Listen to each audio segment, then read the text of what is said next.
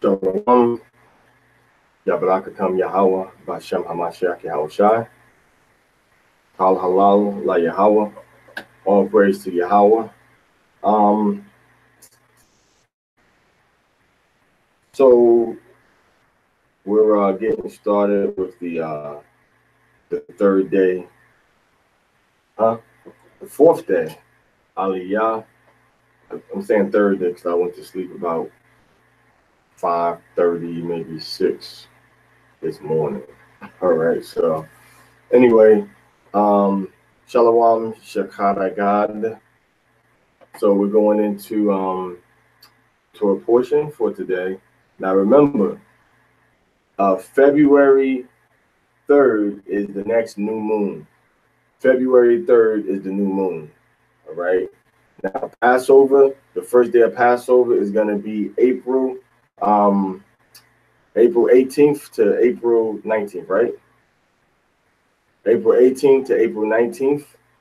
All right, from sunset to sunset. The last day of Passover is going to be April 24th to April 25th, sunset to sunset. All right, so that's how we doing Passover, right? And then, of course, the new moon, once again, the new moon is at the inferior conjunction. The inferior conjunction is when the new moon starts. Hezekiah, Chazakiah, all right, sons of Jacob, OKC in the building, all right, all praise to Yahweh. All right, so we going into, this is when we really going to start to shine in terms of the Torah, because we're kind of past the history, and now we have direct commandments that Yahweh is telling us what we have to do and how to do it. And we're going from the fourth day Aliyah of Parashah, Mishpatim, all right, which is Exodus chapter 22, verses 27 through chapter 23, verse 5. So this is a specialty that we deal in, Yasha Allah from Ohio, Banya Yasha Allah International. Our specialty is the Torah. And also I want to state that when we're dealing with the Torah, we have to see these things for what they say. We have to walk in and we have to apply them. We can't just read the Torah and say, yeah, that was good and such and such and such, but we in captivity. No, we have to keep the Torah. We have to keep our commandments, our customs, and we have to keep our laws, right? And a special shout out to everybody that was supportive from a distance, or that was supportive up close and actually physically participated in the 12th Hebrew Israelite Summit in Atlanta, Georgia, hosted at the facility of the Kingdom of Yah, with the Soul Vegetarian Restaurant with the big ballroom in the back, located at I'm not getting paid for this. Nobody told me to say this. At 879 Ralph Abernathy Boulevard on the then they call it the West End, on the West End in Atlanta, Georgia. So if you're around there, check out the Israelites. The food is clean. You won't get no meat. You'll get vegetables and vegetarian dishes, yams, protein. You'll get some drinks. They have a very excellent juice bar that I recommend. So if you're in the Atlanta area, go check out Yasha Allah over there.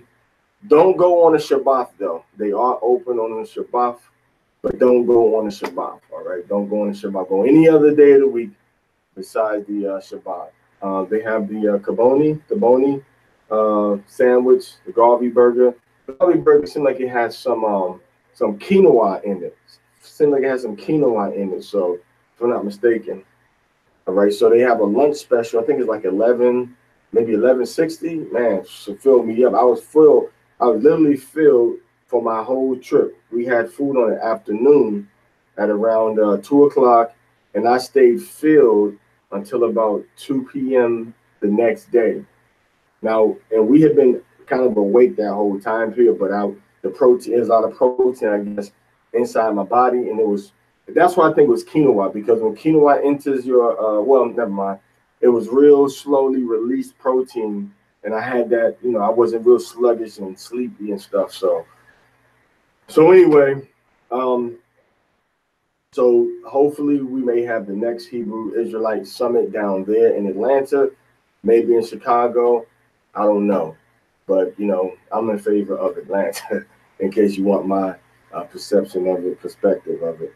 You know, so we'll talk with the other elders on the council of Mashara Yasha'Allah, the government of Yasha'Allah, and we'll see what kind of agreement or conclusion we can reach in terms of these the summits, the next summit, and you know when we can do it and where we can do it at. So I'll keep everybody posted as that develops. All right. So the Hebrew Israelite Summit, if you didn't come, if you weren't able to go to the next one. All right, go to the next one, participate.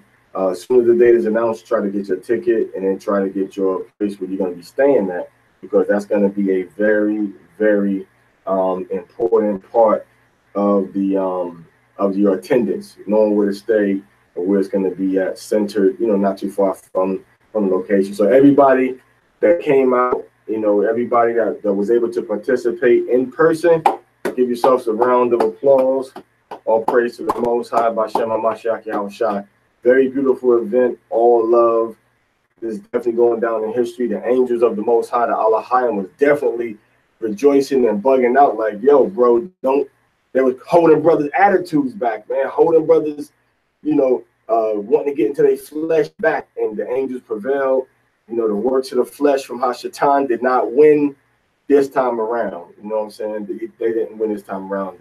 The fruits of the Spirit were definitely manifested. The fruits of the Spirit were definitely prevailing over the flesh, man. It was a beautiful event. You had to be there, you know, to feel it. It was street teaching going on. All right. We have several good side conversations and plans going on, deal with some matters of justice and the court systems of Yasha'Allah. One of the top Nasiks from the Kingdom of Yah got up and said some very encouraging and powerful words. You know, just a wonderful, wonderful event, full of brotherhood, So the spirit of Yahushua HaMashiach will guide us to better understanding as we move closer toward the end. And we'll still remember, we're still looking for King David. King David has not risen up yet. We don't know where he is, but the prophecies say that King David, when you go into the book of Hosea, chapter 3, verse 4 and 5, mainly, that the Most High says he's going to raise up King David, and he says that we're going to be looking for King David too. All right, so let's go ahead and get started with this Torah portion. It's how many verses? Like 8 verses. It's like 9 verses. So we're going to go through it, but I'm going to give a little bit of detail as we study and reading. So let's go. The reader tonight is Arayasha'an Matatia with Aim Latash Ban Parazah. He's going to be reading for us tonight. We're going to start. Now, we're reading in the Hebrew Bible, so your verses and stuff may be a little different than ours. So we're in Exodus chapter 22, verse 27. All right, and it goes a little something like this. Hit it. Thou shalt not revile Aliyah. So don't revile, meaning don't disrespect. Don't try to rail up against Aliyah, which is dealing with the judges right here. Dealing with the judges, because this whole chapter, the end of this chapter, beginning of the next one, is going to deal with judgments and court systems. Go ahead. Nor curse a ruler of thy people. So they're not supposed to curse a ruler, which is the Nashia'ah, the ruler. Now, why does it say don't be disrespectful toward, you got to be respectful toward leadership? Why? Because a lot of times in leadership, you know, people not going to like you. They're not going to like what you do, what you stand for, what you say. They're going to accuse you of being a hypocrite. They're going to say you using your power to do X, Y, Z, which sometimes that's true. Sometimes those things are not really true. But the Most High said you have to maintain a high level of respect for the leadership of our people. Behind closed doors, you have to maintain this integrity. All right. And when I was in the one of the instructors I had when I was in the military described integrity as doing the right thing when nobody else is looking and when nobody else will know. So that's kind of how you describe that integrity in that part, like integral, you know, togetherness. You got a whole spirit, you know, so you do the right thing no matter who knows that you're doing the right thing or not. You and the Most High will know. So don't be speaking bad about the elders, about the judges. Oh, I don't like so-and-so, you know, I don't like Zaquan from North Carolina because he made the. I don't like how he made them books. He made them books too. You know, he got. I don't like how the graphics was too nice on there. Why he trying to make stuff look? You know, why he trying to make stuff look so professional? You know what I'm saying? I don't like Kahan when he come to the summit. Kahan he be praying too good over people. You know, his prayers be his oils be smelling too good. So I'm gonna just hate on him. If you feel like that, you need an episode on the Dave Chappelle show and the ticket to the haters ball. You need to get a ticket to the haters ball and do a Dave Chappelle episode. You know what I'm saying? You might get hated of the year with that attitude. So the scripture says, do not show disrespect before the leadership of Yasha Allah. That's the law. So if you have something about a brother that you don't like, say it and speak it in a respectful way. Give double honors to the elders, double honorship to those men that have labored for years in this work, in these labors. You're supposed to give double honors. That's what the scripture says, all right? So you're supposed to give double honor. Double honors meaning that honor that is kind of like a double portion of honor. So you extra careful. That's what double honors mean. Double honors mean you extra careful not to disrespect this person for the leadership position that they're in. All right, go ahead. Thou shalt not delay to offer of the fullness of thy harvest. So the fullness of your harvest, the first fruits got to be offered up to the Most High. Go ahead. And if the outflow of thy presses. And that's dealing with the presses of the olives, the presses of the oils. You have to offer those things to the Most High because he's the one that gives you the increase of your land. If you have land and there's increase coming on it, it's not going to increase unless the Most High wants it to increase. And that's why the so-called white man, his land ain't blessed by the Most High. The American agricultural system is not blessed by the Most High. And that's why they have to use so much fertilizers, so much hybrid, and so much laboratory Monsanto type of concoctions, all right, inside their creations, because it won't work otherwise, because that land in America is not blessed anymore. It's cursed. There's too much blood of our ancestors from the tribe of Gad, of my ancestors from the tribe of Gad, of our ancestors from the tribe of Judah, of our ancestors from the tribe of Reuben, and even ancestors from the tribe of Issachar. Our blood has been shed all around America. So the Most High has brought punishment to the people by making them not able to get that land produced, all right, the way that it normally would produce under normal circumstances. All right, continue reading. Firstborn of thy sons shalt thou give unto me. So the firstborn of your son, you had to have a dedication service for that baby to be put to the Most High. Now, the Most High did this. We know that when we were in Egypt, the Most High killed the firstborn of all the Egyptian babies. So now the Most High saying the first child to come out that womb belongs to me. It's a special child to the Most High. The firstborn son that comes out of the womb of the woman, especially for the man. All right. Now, for example, my mother had children before I was born, but I'm her first son, and I'm the first son of. I will be considered to be who this verse is talking about. All right, go ahead. Likewise shalt thou do with thine oxen and with thy sheep. 7 days it shall be with its dam. On the 8th day thou shalt give it me. So you had to take that to the priest. You had to take that to the priest. Why? To show appreciation for the Most High. To show the appreciation that the Most High has shown you, that he has given to you. What is that? That's equity. All right, that's the fourth pillar of wisdom. That's equity. I do something for you. I let you live. I give you increase. Now you give back to me. That's a fair system. We can't ask any more from the Most High. And the beautiful thing about Yahweh is that the more you give him, the more you sacrifice for him and toward him, the more he will increase you. The more he will increase you, man. All right, go ahead. And ye shall be holy men unto me. We shall be what?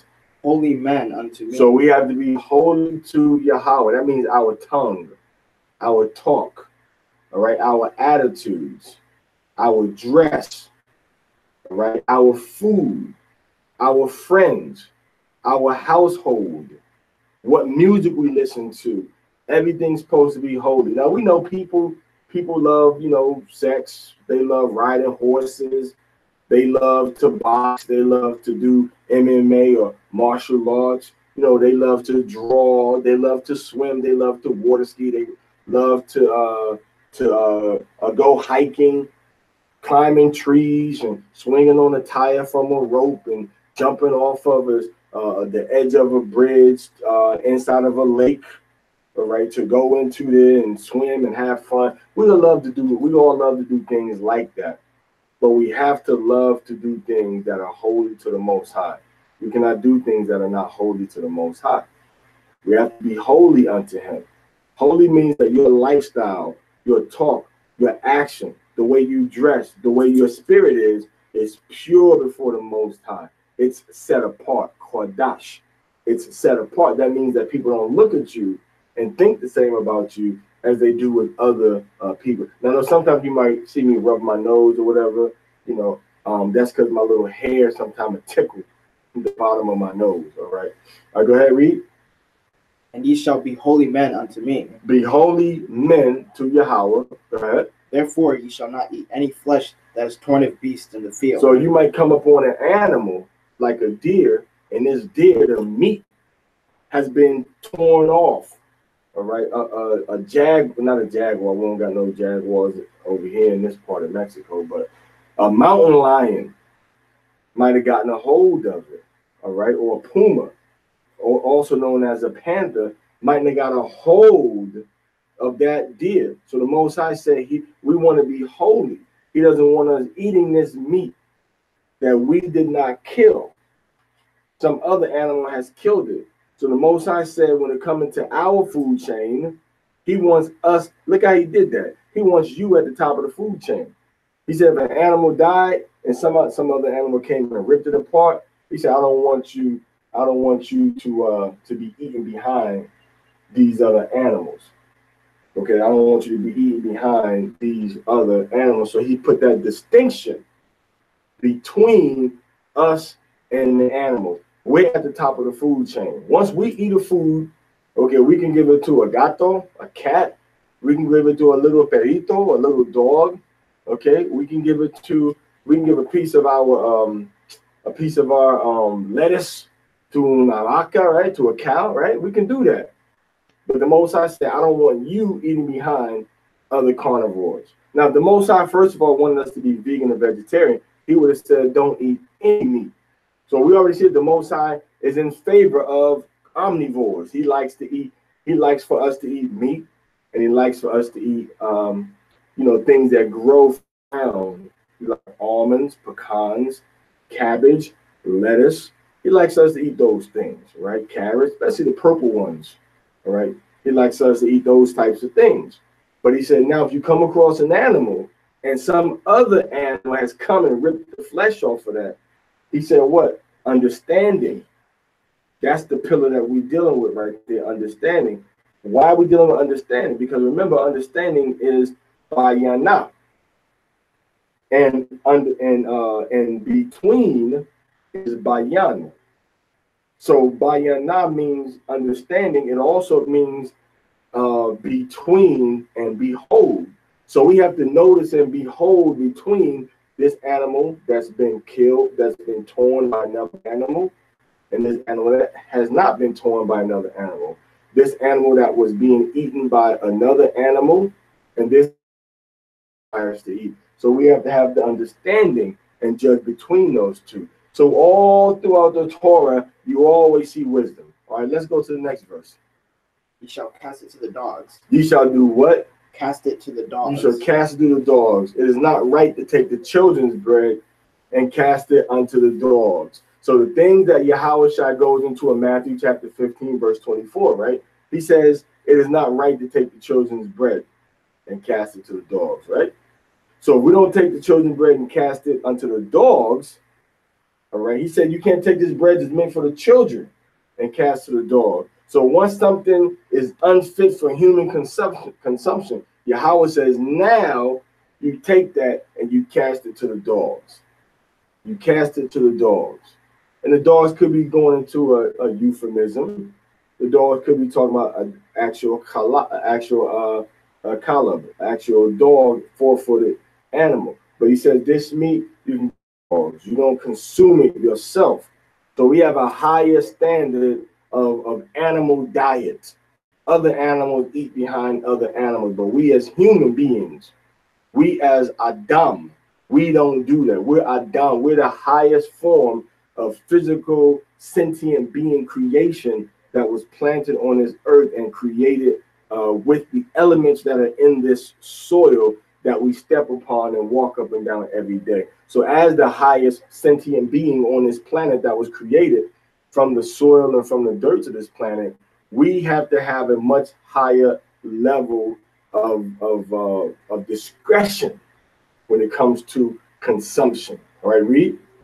Kal Shara, Kala Shara, Dabari Hawa, Dabari Yahweh, Na'aisha, Na'aisha, Wana Shemai. Wana Shemai. All Yahweh said, All that Yahweh has said, we doing here. what we do in here. All right.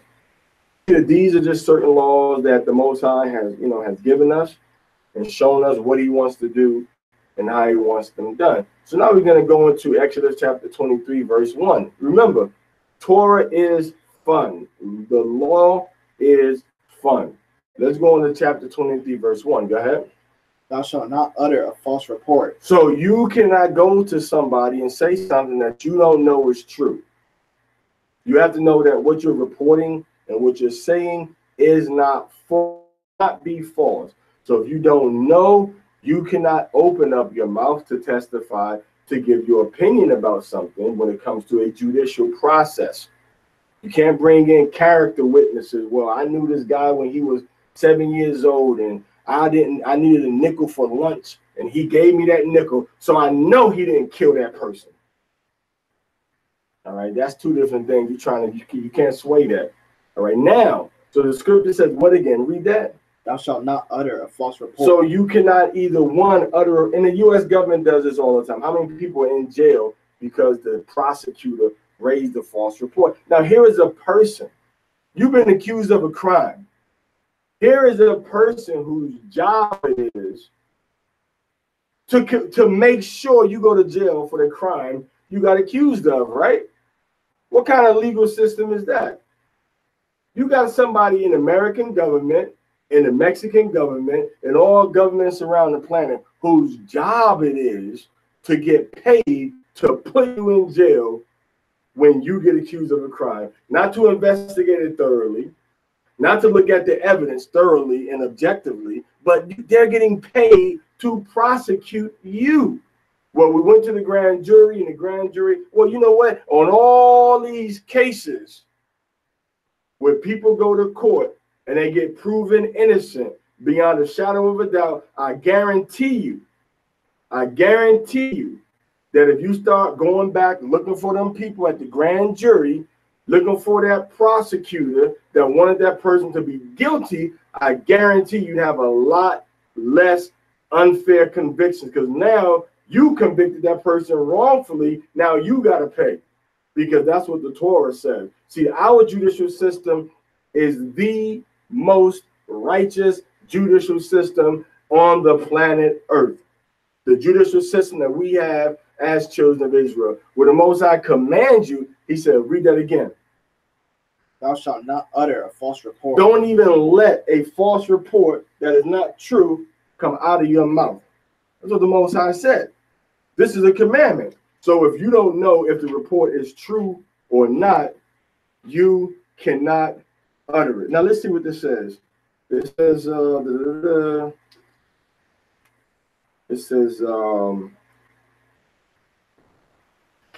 you cannot utter a false report.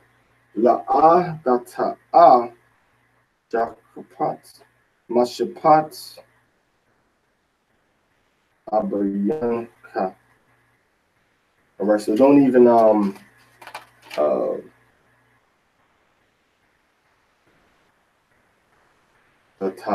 don't even raise up.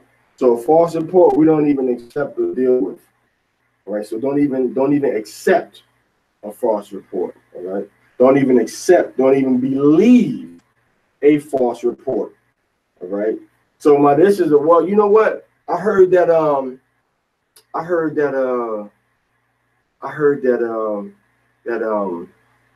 that this guy over here was having dog and cat fights with little 3-month-old babies fighting the little 2-year-old puppies. And you're gonna believe it without hearing the whole matter. That's gossip. You believe in hearsay. You can't do that. You have to maintain what? Integrity. You got to maintain integrity and honor when it comes to your character as well as the character of other people. All right? Your character and the character of other people, you have to maintain that. Because you cannot just hold somebody guilty if you don't know that that person is guilty. All right? If you don't know that that person is guilty. All right? Daughter Hezekiah, I'm just seeing that comment you said about the garment. All praise to Yahweh. All right?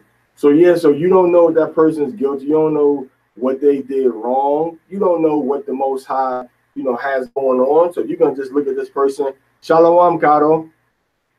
Sí, yo veo tu mensaje ahora diciendo Shalom, Caro Carmona. All right. So now the Most High is saying that you have to maintain integrity. You can't just be listening to what people say, and then you're gonna say, well, yeah, this person did this wrong. And you ain't even heard nothing about the whole story, man.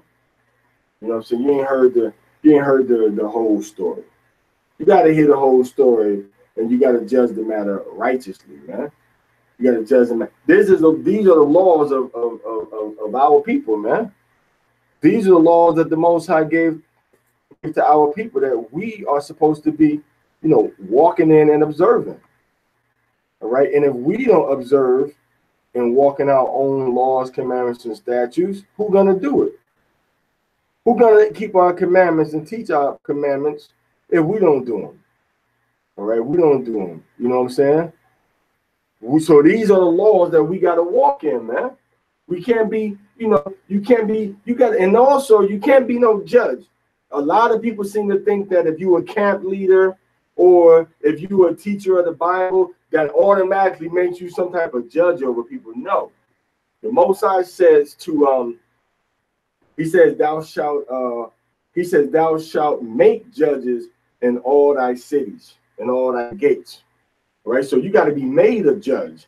If you're a camp leader, you're a central teaching figure. And a lot of times we don't even have a protocol for what to teach and how to teach. It's just that you kind of sit back and get breakdowns on your own or breakdowns you study from somebody else. But there's a huge absence of the law in the Torah being taught to our people. You see? So you have to deal with matters with a judge. So if you're a camp leader or you have a camp leader, that camp leader should be dealing with a judge of the Torah to help navigate through that situation to determine right from wrong. All right. I myself have been made a judge. The Zaquana Thanyala has been made a judge. We have brothers in Ohio that have been made judges. All right. So we have to look at this thing, holistically, and not just I'm a part of something over here, so I'm gonna handle everything myself, and I'll see y'all brothers next few months at the next summit. Now we're supposed to be interacting with each other as a nation. This is a national book we're dealing with, man. This is a national book for our people to deal with and to know and to walk in as a body. I keep reading. Put not thy hand with the wicked to be an unrighteous witness. To be an unrighteous witness. That means that you don't put your hand or your story, your mouth with people that are lying, and then you make yourself a unrighteous witness. Or people may be telling the truth, and then you come and say, you know what? I don't want this person to die, so I'm going to say that they were with me. You can't say that, man. The person might not be guilty. You might not think that they're guilty, but you can't lie and say the person was with you when they weren't with you. You can't do that in Yasharallah. So you got to understand that our system of law is perfect when we apply it perfectly. Esau's system of law is flawed from the beginning. It's flawed from the beginning on the onset because they trying to put you in jail. And it would take people and let people lie on you to get you in jail. And that's what they did to Yahushua. You see, our system of law that we have inside here, okay, this is the perfect system of law. This is a perfect system of law. So now when we get people that actually do this law the right way, now it works. But if you have elders and judges that don't apply this law the right way, all right, that maybe listening to the testimony of a person that's a sinner, a person that habitually breaks the law. We're going to read about that in here also. The scripture says, do not follow a majority of the people. Keep reading. Thou shalt not follow a multitude to do evil. Thou shalt not follow a multitude to do what? To do evil. Don't follow a whole bunch of people. That's all about the wrong thing. Right? It's all about the wrong thing. And what they want to do, all right? What they want to do is twist the law. Right? What they want to do is twist the law. So you can't follow a bunch of people that's going to twist the laws, man. You can't do that. That's against the law. All right? So you can't follow people that's going to twist and change around the law of the Most High. You can't do that. For you, for nobody. You can't do that because what? You got to have integrity. What is that called? Read that part again. Thou shalt not follow a multitude to do evil. That's what?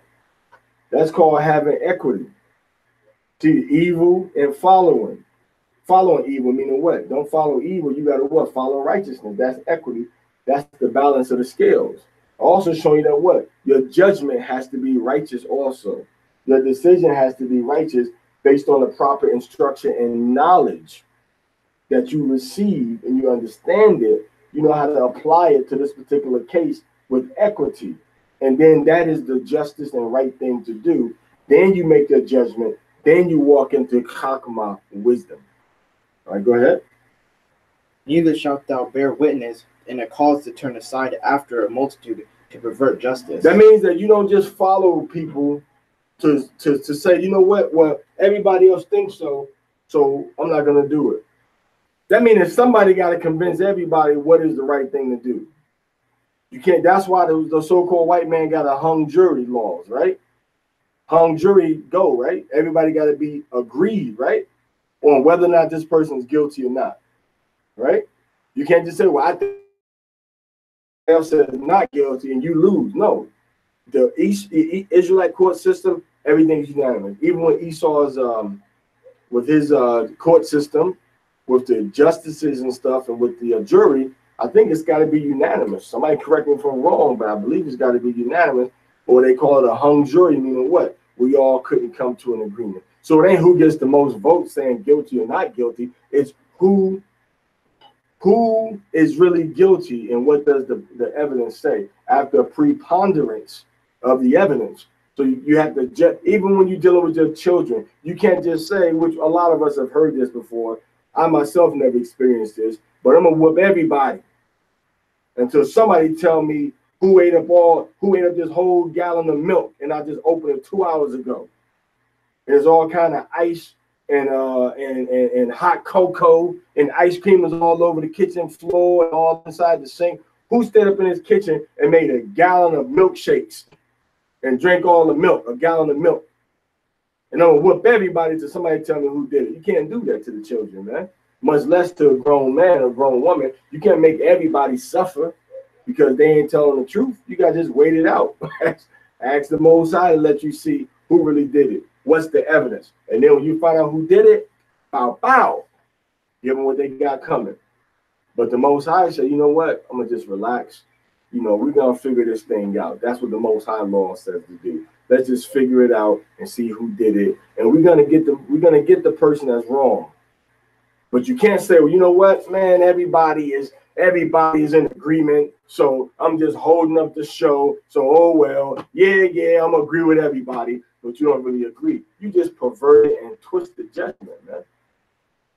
You just perverted and twisted judgment. You can't play with people's lives like that. Okay, next verse.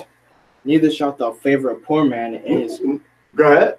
Neither shalt thou favor a poor man in his cause. So don't favor a poor man in his cause. Which means, you know what? Oh, yes, I'm a poor woman, and they do this to the woman a lot. Oh, I'm a poor woman, and this guy came along and he told me he was gonna be my husband, and then I laid with him, and then he became my husband, and then he just got up and left. And the brother said, brother, you shouldn't have done that, brother. And the brother said, okay, yeah, I shouldn't have done that, okay.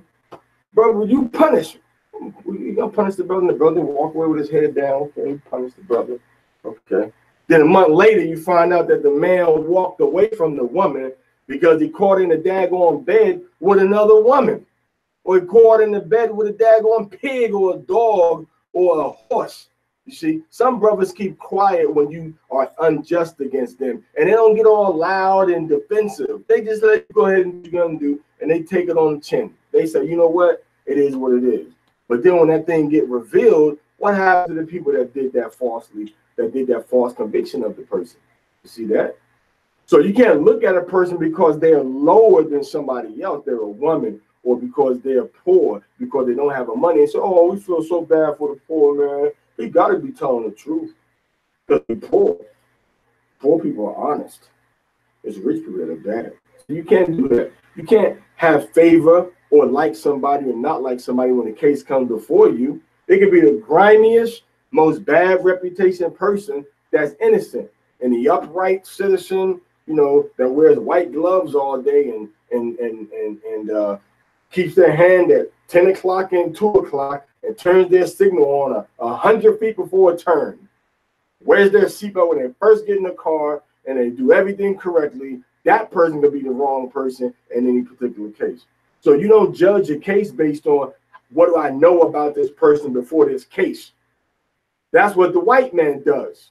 That's what the white man does in his court system. So how are you going to condemn his court system for how evil and wicked he is, and you as an Israelite, you doing the same thing? That's wicked, man. You can't do that. You got to judge according to the laws of the Most High. You can't judge according to what you feel, what you think, your opinion, how the person did last year, what the grandmother did, what you heard about them doing something last week. You can't go by none of that. You got to go by the facts and the evidence. That's it.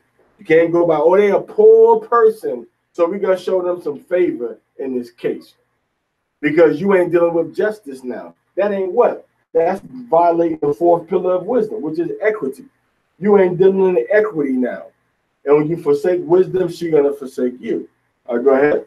If thou meet thine enemy's ox or his ass going astray. So now you got somebody's property. You meet a person's ass or you meet that person's ox going astray. So now we get into understanding. This is somebody's creature. This man is over here. His creature is going over here. I know this is his creature over here going this direction, but it's going this is his creature over here. But the creature is going this direction away from where it's supposed to stay at. And it don't look like anybody's coming to get this little animal anytime soon. So the most I say, you got to make that judgment between what you're going to do, whose it is, where it's supposed to go. Once you make that judgment, see, Most I want you to understand first. Then once you understand what to say, read. Thou shalt surely bring it back to him again. You see that? Now the Most I want you to go to the third pillar of wisdom, which is discretion. Mazamah. What is your plan? How are you going to plan to get this man's ox or his ass donkey or his cow or even his runaway dog? How are you going to make sure that that gets back to that man? It's his property. So these are laws for a government of people. And I think because people really talk about Israel, but they don't really see themselves as a nation with the government, it's so easy for them to teach on these other topics and to stay away from the law. Because the law requires you to see yourself superior to the other nations and as a person that is walking in the supreme law of the planet Earth.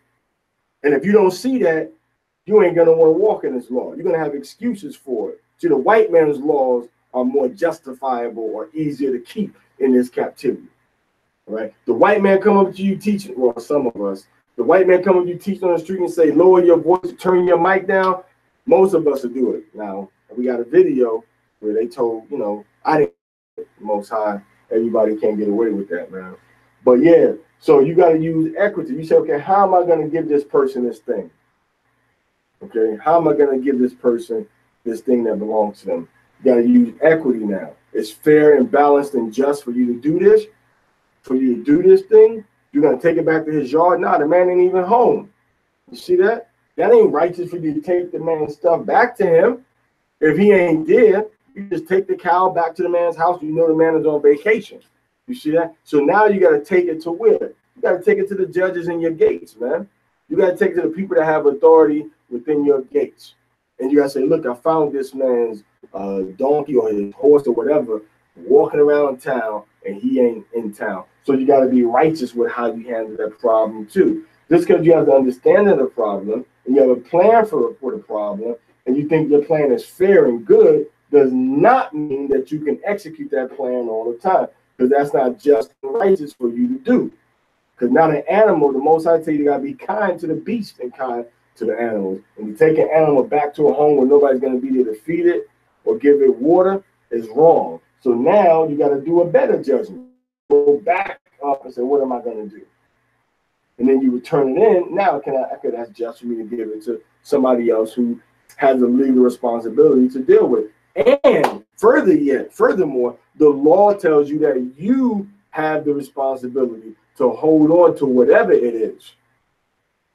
And you can talk to somebody else about helping you, to fulfill that or show somebody else. But technically, the law says you are the one that's supposed to keep it until the owner comes looking for it. That tells you how most of us know how to deal with husbandry, how to deal with animals, how to deal with reproduction, how to deal with how to feed an animal, how to take care of an animal. You see that? So this is showing you insights into our actual cultural lifestyle. Read. If thou see the ass of him that hateth thee lying under its burden. Now here you see a man that hates your guts. I ain't say you got something against the man, but a lot of times you see somebody that hates you, what you gonna do? You want to stay away from them because you don't want no problem. You don't have to hurt nobody. You don't have to cuss nobody out. You don't have to throw hands with nobody. You don't have to shoot nobody. You don't have to stab and slice nobody with a machete or with a kitchen fork or a butter knife.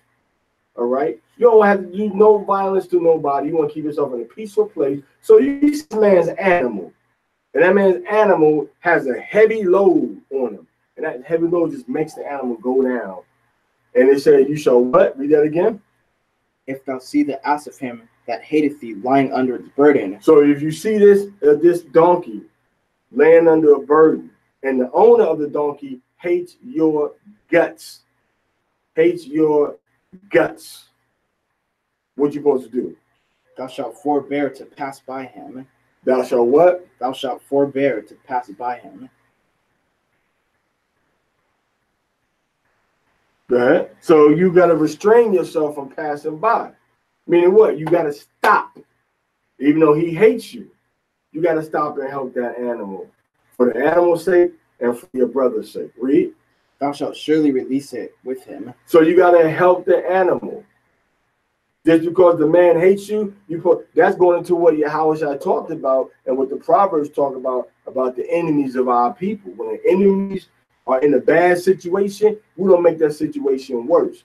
We give them water or we give them food if they're thirsty and hungry. And in doing that, we put the coals of fire on their heads. And that's how the spirit of Yahweh comes through you. The spirit of Hamashiach, who the world calls Christ, comes through you. When he see you, when Hashatan see you loving your brother and loving your people, man, Hashatan hates it, man. He hates it. But the angels, the Aliyah, the Most High, the Holy Spirit, the Spirit of wisdom, the Most High power, they love it. They love when we show love toward each other, because they said, Yahweh said, how can you say you love the Most High, who you never seen before, and you don't even love your brother? You got hatred against your brother that you see every day. So that's why the Most High said, you know what? I don't care if that man hates you or not. I don't care what he said about your moms. I don't care what he said, about your mother. Taurus Riley mad at Anthony B because Anthony B told him to do something very disrespectful toward his mother, supposedly, as the story goes. Supposedly.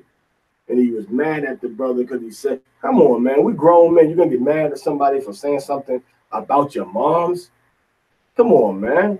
You can't let somebody get under your skin like that. If you can't control your own spirit, man, you can't control your own spirit. How you going to try to get mad for what somebody else said out of their own mouth? You see? If you can't even control your own spirit. You see that? So the Most High tells you got to control your mouth.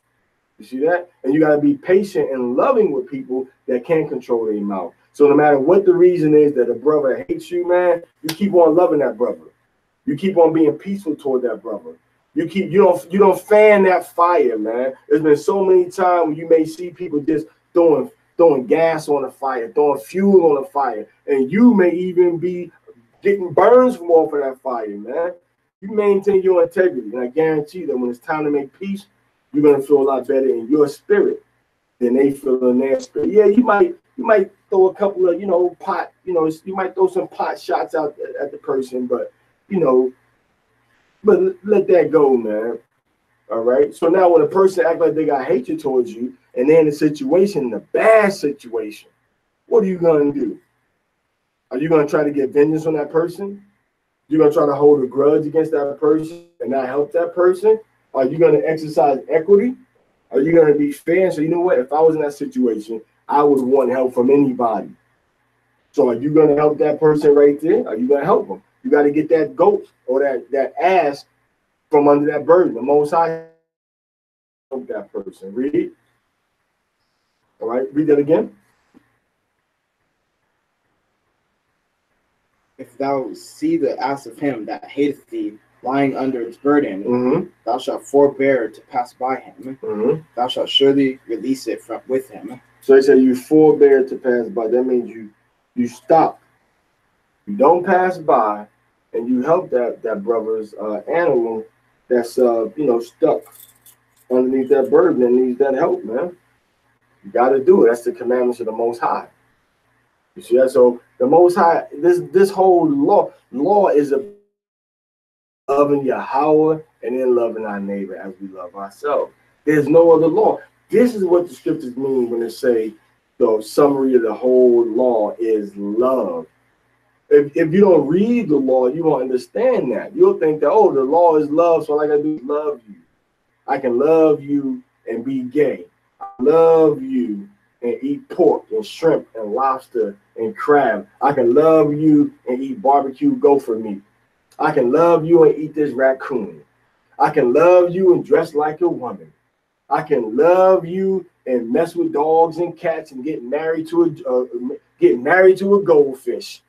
I can love you and break all the commandments of the Most High long as I love. But love is keeping the commandments. If you don't keep the Most High's commandments, you don't love. Whosoever committed, 1 John 3:4, whosoever committed sin transgresses also the law.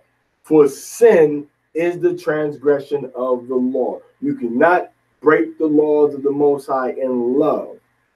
All right, John 15:14, if you love me, keep my commandments. If you say you love him and you don't walk in his commandments, you are a liar and the truth is not in you.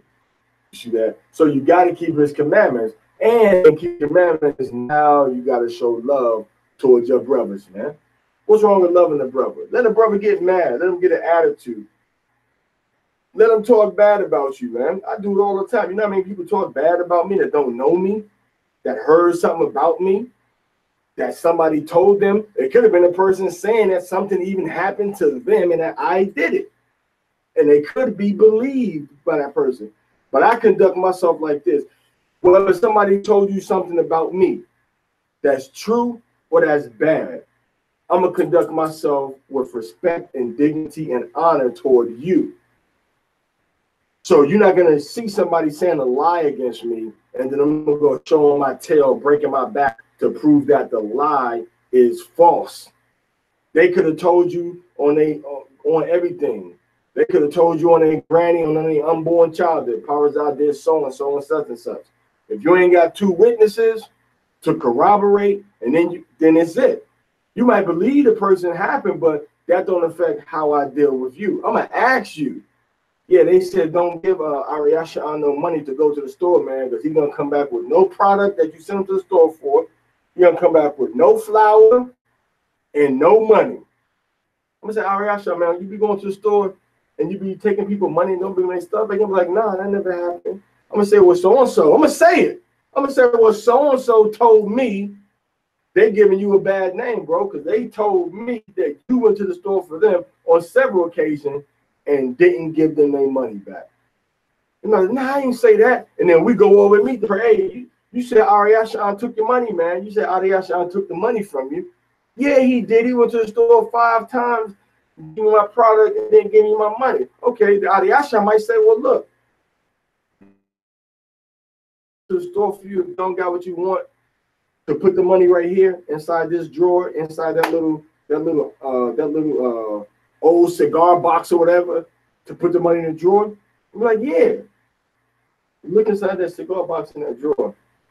The person might be like, oh man, what's this money? That's all the money you told me to go to the store and they didn't have what you wanted, and I put the money back where you told me to put it at. And they'd be like, well, I'll be doggone. You all right, man. I forgot all about that. You see that? And the person mind, he's a thief. In reality, he did what they asked him to do, but they might have forgotten because they got so many other things going on. So these little things can be worked out sometimes without, you believing what one person said, or one person said or what one person said against another or in favor of another person. And that's the integrity, man. You deal with your brothers and sisters with integrity. You don't go off of what nobody tell you in this walk, in this life. You go off of what the evidence says. The scripture says, if thou wouldest have a friend, to prove him first. What is a person's integrity? Are they honest? Are they just trying to get money out of me? Are they trying to get a reputation off of me? Are they doing what they want to do with me because they love me, because they care about me? Or are they just out to do something and I'm a part of their agenda? What is this person's motivation? What's their motive? What would it, who taught them these things in the truth? Who taught them the law? Where's their father? Where's their mother? Can I have a conversation with their father and mother? What would they say? Would they have bad things to say about their personality? Would they have good things to say about the way that they've changed and become a better person since they started walking in the laws, commandments, and statutes of the Most High? You see that? These are the type of things that we're looking at to make sure in ourselves, in our own mind, that when people put us under the microscope and examine them, that the Most High will show that we have been walking in integrity. All right. So now I know a lot of y'all got comments that you made. I haven't been able to look at the comments. So now I'm gonna try to see if we can get some of these comments on here, right? All right. Shalom, Trayvon. Kind of in class right now. Hit me tomorrow. Hezekiah.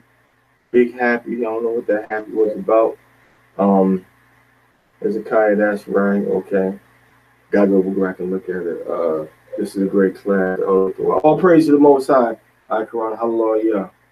Yeah, the law, man. The law is a lot deeper than we thought. I'm glad I'm doing it too, man. I appreciate the support, man. Hallelujah. You too, Hezekiah, man. I appreciate that, man. The law of life. The law is life and wisdom. Khan, hallelujah. Hey, Chubb, what's going on with you, Mano? Shalom. All right, go ahead. Shall help 100%. Shalom, Aqua 90, 100. Shalom, Shalom, Hezekiah. They have muted my sound, nor can I see the video. They also changed language in Gmail to French, then Spanish. Lift me up to the Most High, okay. Oh, John, they messing with the sister, okay. Hallelujah. All right, so yeah, so even Yahushua said, now listen to this very carefully. Yahushua was the camp leader of all camp leaders. Understand what I'm about to say very carefully, brothers and sisters. And this goes to a lot of camp leaders out there. I'm just putting this out there. You can take it like you want. You can not like it or like it. But I got to use Yahushua as my example. When they came to Yahushua to do a legal decision, the two brothers came to him. They said, Yahushua, can you judge between me and my brother when it comes to the inheritance? What did Yahushua tell those two? He said, man, who made me a judge over thee?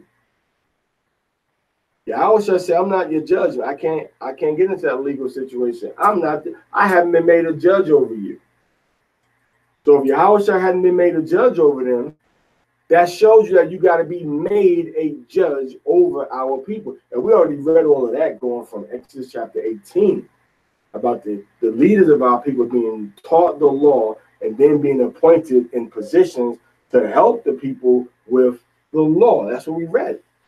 So that's what you got to go by. You got to be, just because you're a camp leader, just because you have a title that somebody gave you or that you earned or that you bought or that you gave yourself, it's irrelevant. That does not make you a judge over another Israelite man. We have a government.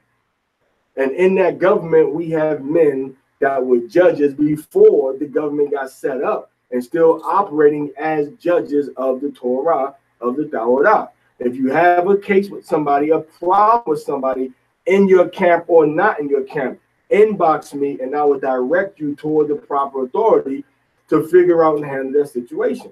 But now see what happened is our people are going to get petty, and that's wicked.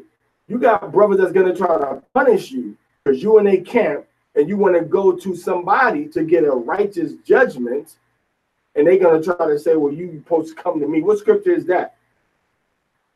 You got to read in 1 Corinthians chapter 7, man. When we supposed to set up, we supposed to set up the judges, right? We supposed to set up judges, all right? We supposed to set up judges.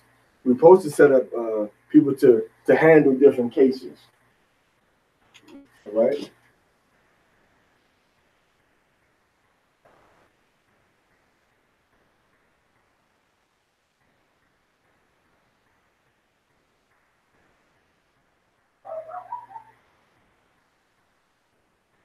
And then when you judge, the scripture says you're supposed to judge with righteous judgment.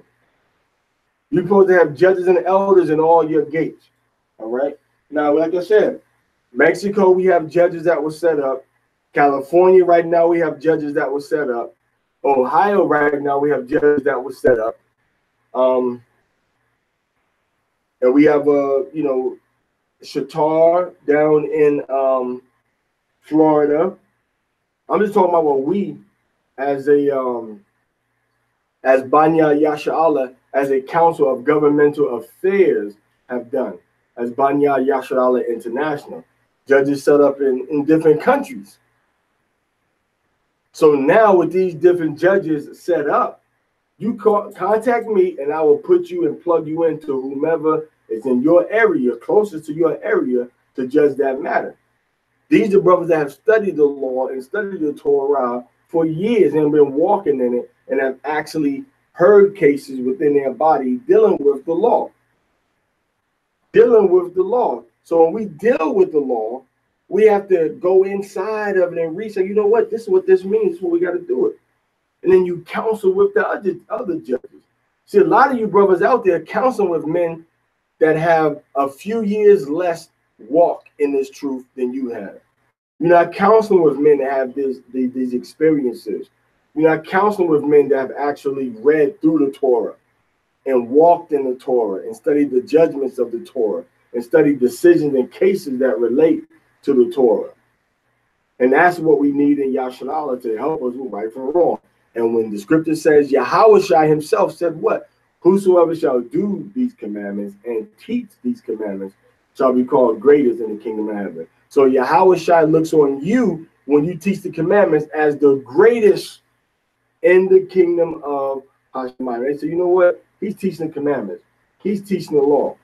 He's the greatest. Now, when you're out there in public teaching our people, when you teach them the law to everybody, you're even greater. You're greater. But he said, if you do and teach them, he didn't say where, he didn't say when, he didn't say how. But he said, if you do and teach them, you'll be called great. Now, we know he said, go ye therefore and teach all nations. All right, baptized in the name of the Father, the Son, and the Holy Spirit. So when you go out and you teach, you know, all across the four corners, and you teaching these laws and commandments and statutes, then Yahweh says, yo, you great. The Aliyah say, you great. Yahweh says, you're great. The whole Hashemayim say that, you know, they're great. It's part of a balanced breakfast too. See, so that's what you gotta look at this law as, man. It's the greatest thing on the planet Earth, and you can be great if you teach the commandments and laws and statutes and you walk in them, man. That's all you gotta do. Love Yahweh with all your heart, soul, and might. Love your neighbor as yourself. Sincerity, and you'll be great. The Most High got a spot waiting for you. The Most High got a spot waiting for you if you just bow down and do what He said to do, and let that be your final step in your decision-making process. What did Yahweh say? I'm gonna do that. That's it. Once you do that, man, you know, you going to glory, man. You know, you got, you know, a judgment that's righteous and that's pure and that's holy, and you got a kingdom that's waiting for you. All right. So this is the Torah. This is the law. Follow Yahweh as a Messiah, as a Savior. The so-called. Well, I'm not gonna use. How about this? I'm not going to use any bywords in how I describe the children of Israel. Now, try that. Try that. The water. I'm not going to use no bywords, all right? The original people, the first settlers in North, Central, South America, and the Caribbean, and those people that came into the Americas on cargo slave ships, those people are the children of Israel. You see that? You don't got to use these bywords. Oh, Indian, Latino, Hispanic, Afro-American. We ain't got to use them terms. Everybody knows who that is. Came into the Western Hemisphere in slavery, or if your ancestors were already in America, Central America, South America, from northern Canada all the way down to Tierra del Fuego. If your ancestors were there, then you are an Israelite. All right.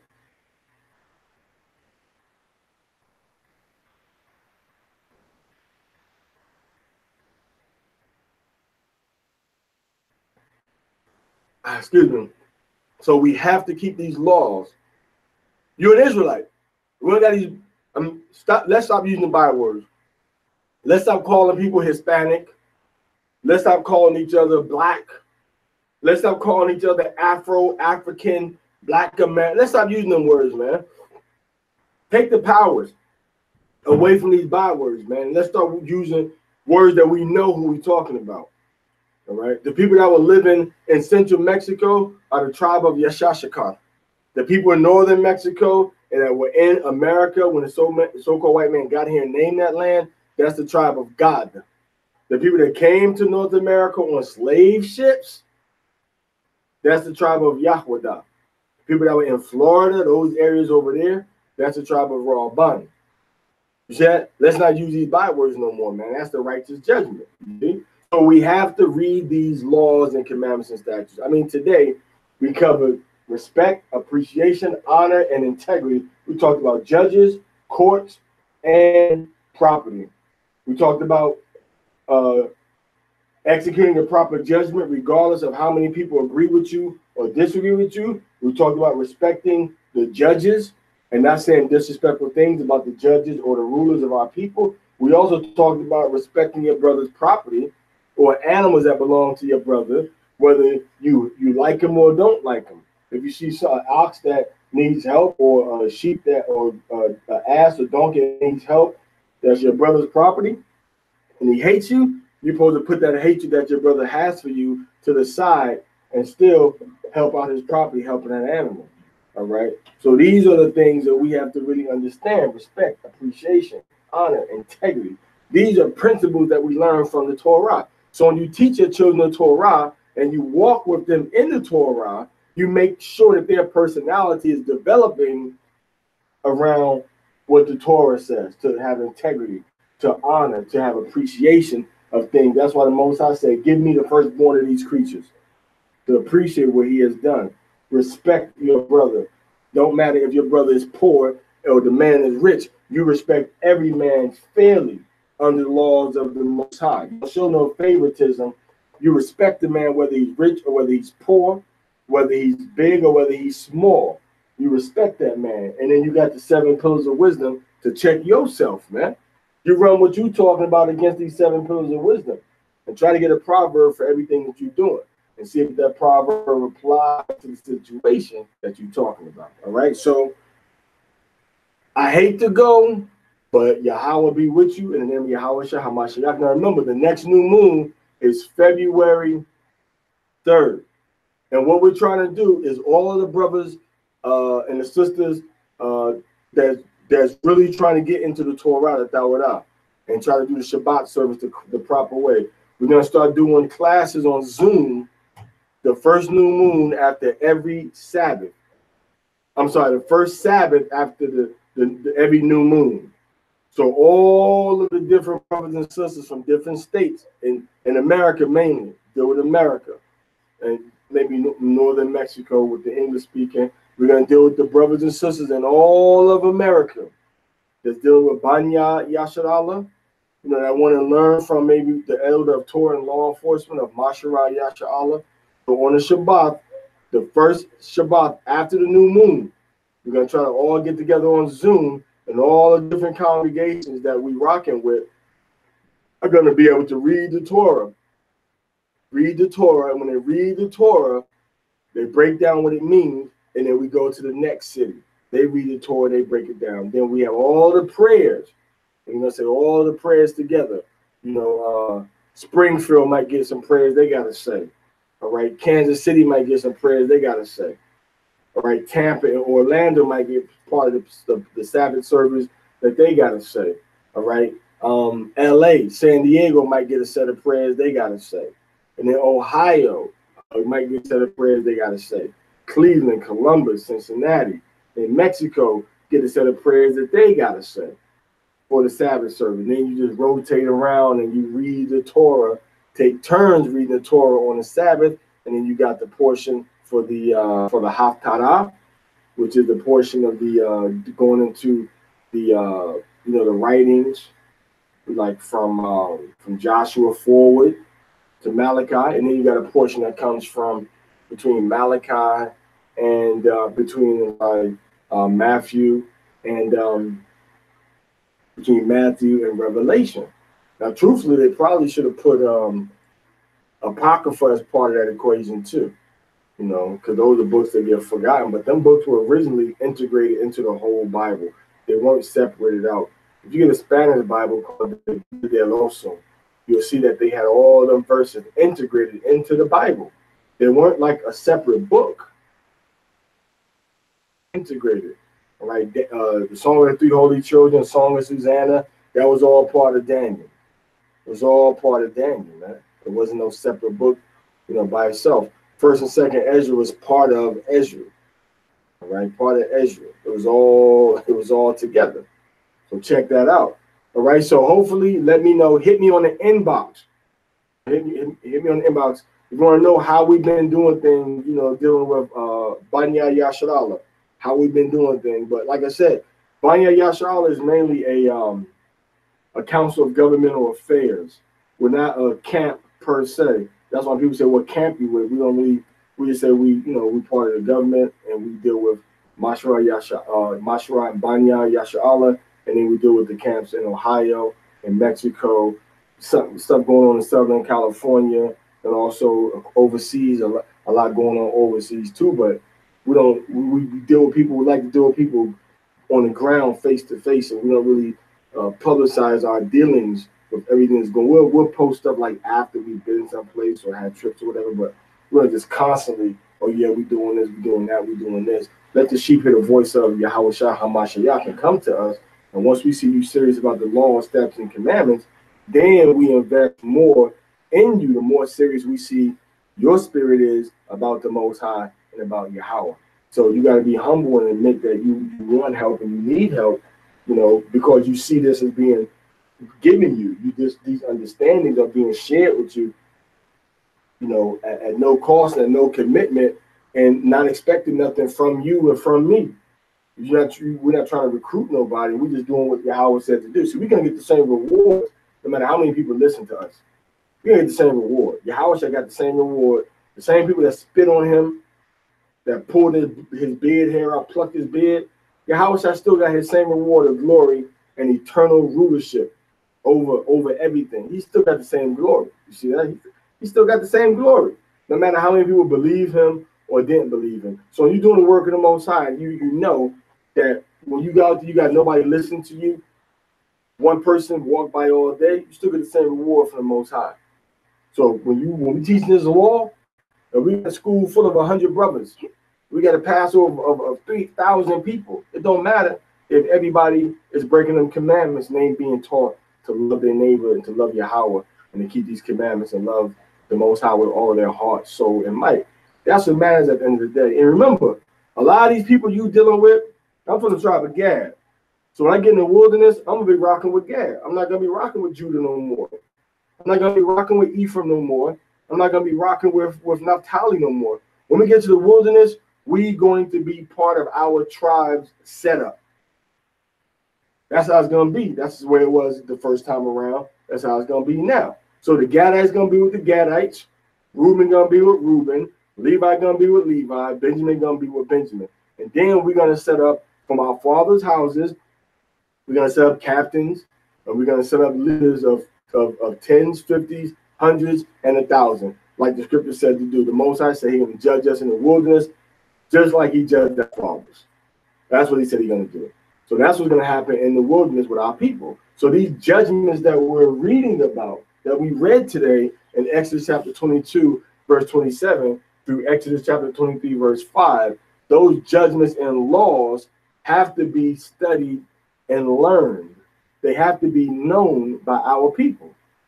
They got to be known by our people, all right? Our people have to study these things and learn these things and know what they're talking about, man. We got to know what the laws are. We got to know what the commandments are. If you don't know them, all right, if you don't know them, the Most High, you know, all right, Shalom, beloved elder and family, Barakatah. How are you, Barakatah, Shekinah God? I guess again, right? Yeah, so all honor, glory, praise to the Most High, you know, for what he's done. All the glory, honor, praise goes to Yahweh, man. All right, you got to learn how to do this thing, man. Just hold it down right there. And just pull that. Is that acting funny?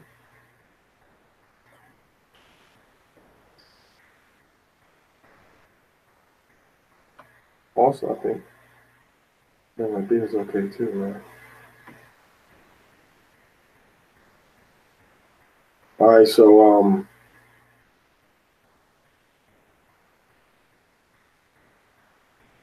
right, so hallelujah, y'all, praise to Yahweh. Yeah, Hezekiah.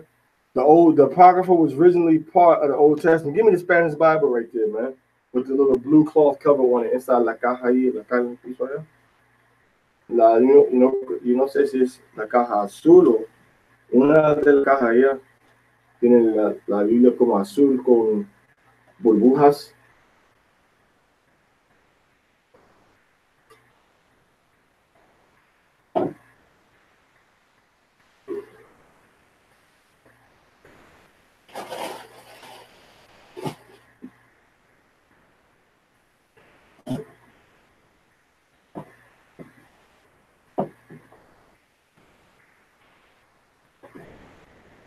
Okay, so let me what I'm gonna do is I'm gonna show you this thing, what I'm talking about. Okay. I'm gonna show you this thing if we can get it, you know, together right here.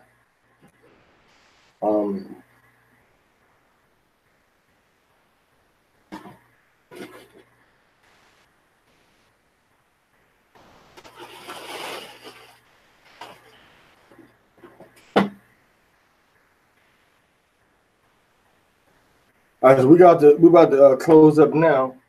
I'm just trying to get this little Apocrypha book.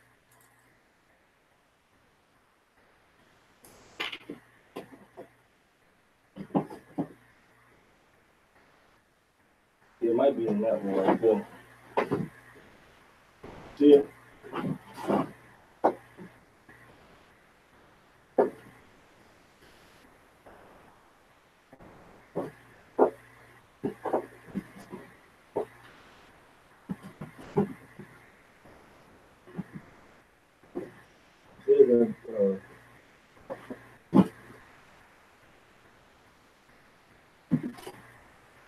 We'll find a book for y'all people.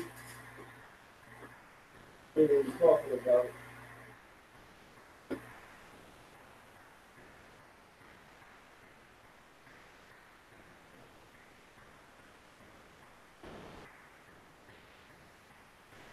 So Hezekiah, lo siento, no lo encuentro, papi. I can't find it, Doc. I'm sorry, man. But yeah. If you look up La Biblia del Oso, it has like the apocryphal books, like mixed in with the other books, man. And it shows all of them together. They don't have them separated, you know. They don't have the books separated, man. But I had the books, and I can't find where the book is right now. It's a Spanish Bible called La Biblia del Oso, which means the Bible of the bear, because there's a picture of a bear on top in that Bible eating honey. Like honey is sweet, like the word of the Most High is sweet to us. All right, but other than that, man, you know, that's pretty much the end of the Sabbath right now. Not the Sabbath, but the Torah portion right now. You got any questions? You know, hit me on the inbox, and we'll try to work something out.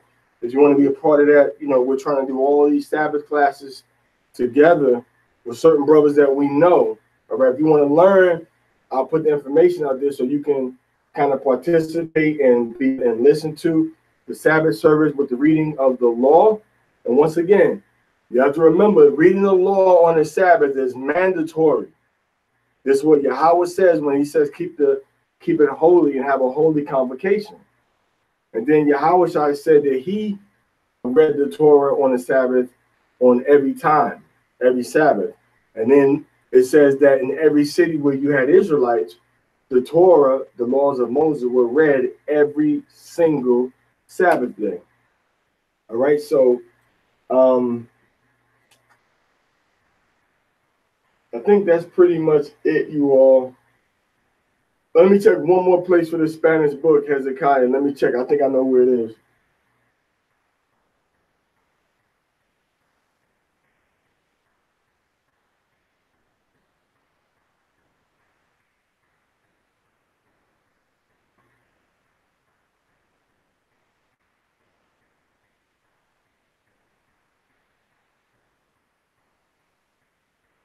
Okay, Hezekiah, I found a book that I was talking about.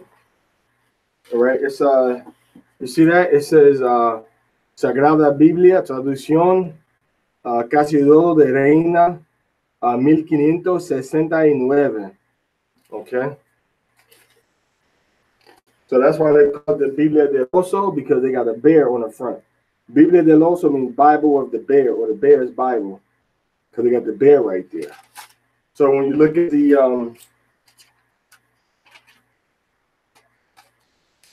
and it doesn't even really have a table of contents, man. It doesn't have a table of contents.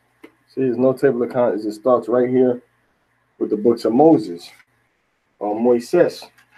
So now when you go into let's go into Ezra, for example. Okay, let's go into Ezra. You see, you got First Chronicles, and you got Second Chronicles right there. Okay, all right, you got a Second Chronicles. See that? It says Dos de las Crónicas right there. Dos de las Crónicas right there. Then after Second Chronicles, look what you got. You got Ezra's, and after Ezra's, look what you got. You got Nehemiah. See Nehemiah. And after Nehemiah, look what you got. After Nehemiah, you have Tres de Esdras. You got the third of Esdras. And after that third of Esdras, you have the fourth of Esdras. Okay, cuarto de Esdras. Okay. Now after Esdras, now look what you got. After Esdras, you have you got Tobit. You got Tobit. See that? You got Tobit. All right. After Tobit, you got Judith. You got Judith. Right. Then you got Job. They kind of link that early history and captivity together right there. And then you got Job. Then you got the Psalms. Okay. So now you got Ecclesiastes right here.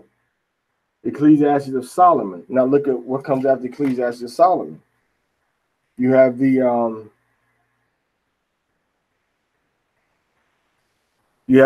book of the Wisdom of Solomon. See that? You got the Wisdom of Solomon. All right. Sabiduría de Solomón.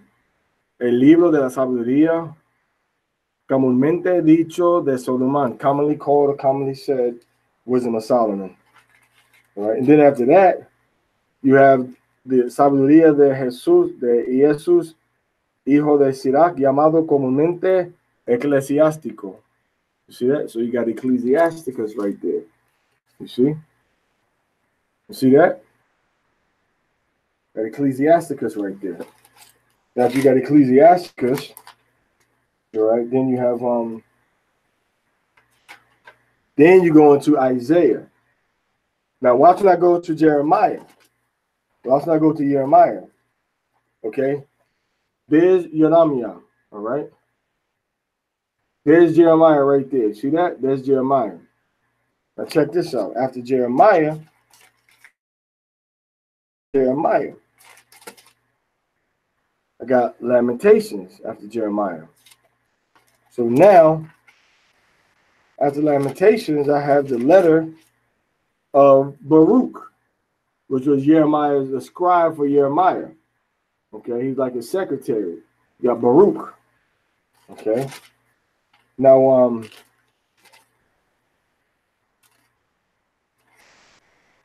after Baruch, they got the, hold on, let me go back to that Jeremiah.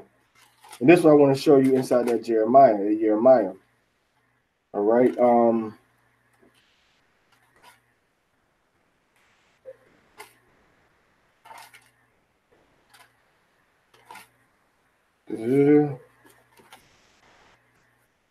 Now, after that Jeremiah, for example, I'm going to show you this last chapter of Jeremiah.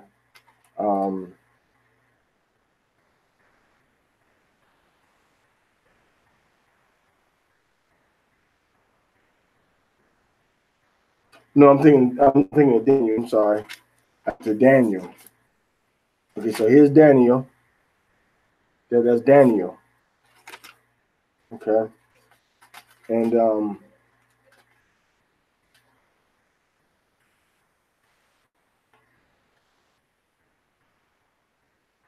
at the end of Daniel, you have right here, it says, del ídolo Bel y del engaño de sus sacerdotes, descubierta por Daniel y la muerte de su dragón. So that's Bel and the dragon, which is, here they got it as chapter 14.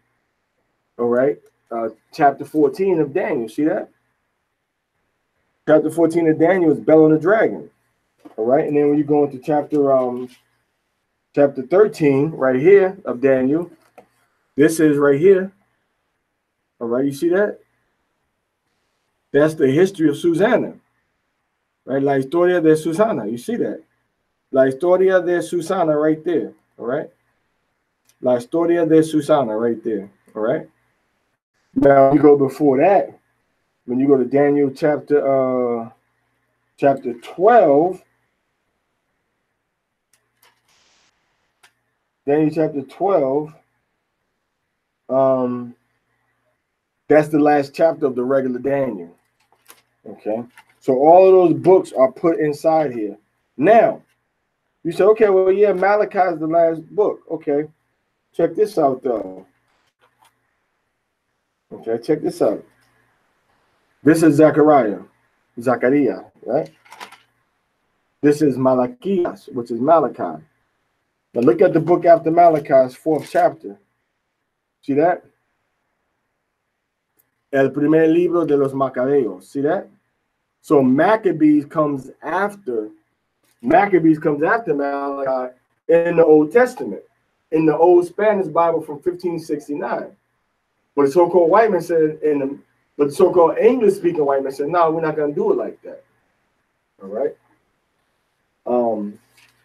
It was like this, you know, before the bishops and before the Geneva Bible, they had the Bible put together this similar way. But then they took some books out and then they put them back in. And that's why we got the Bible like the way that we have it right now. And that's why we got the Bible the way that we have it right now. All right, so I just want to give you that quick little lesson, man, because all the books in the Apocrypha were part of other books. And they extracted them books. And then the English Bible, they put them back in. But in this 1569 Bible, Spanish, which precedes the King James, which is like 42 years before the King James was completed. 1569, Sagrada Biblia. All right. Translation by Casidro de Reina in 1569, 1569.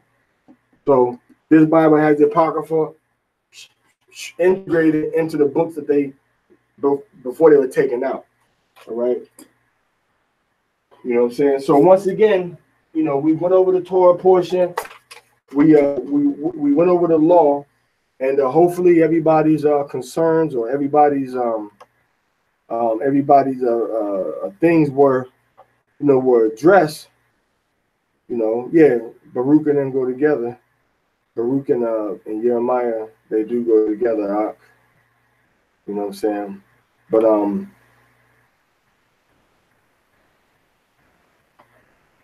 yeah, so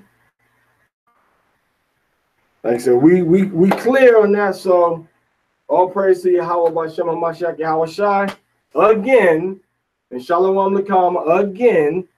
And the new month, the new moon is going to take place on February 3rd.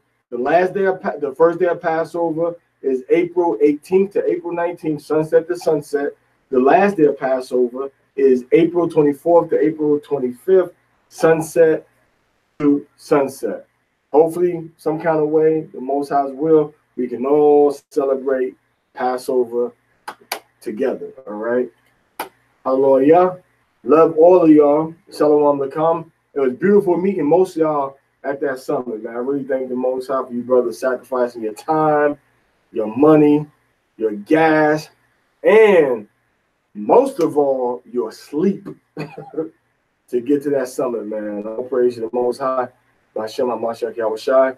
Yahweh Kam Yahweh B'Shem HaMashiach Yahweh Shai. Shalom Lekam.